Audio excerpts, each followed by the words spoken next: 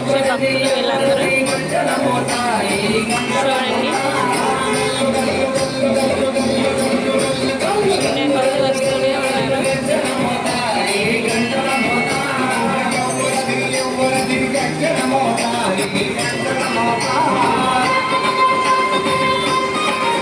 ఎంతమంది జనమా, అసలు రోడ్డు ఖాళీ లేకుండా. ఇక్కడ చాలా చోట్ల చాలామంది ఆ భక్తులందరికీ మజ్జిగ ప్యాకెట్లు, కాయలు, పళ్ళు, టీలు, పాలు అన్నీ పంచుతున్నారు. వచ్చేవాళ్ళు వస్తున్నారు, పంచేవాళ్ళు పంచుతున్నారు, వెళ్తున్నారు. చూడండి ఫ్రెండ్స్,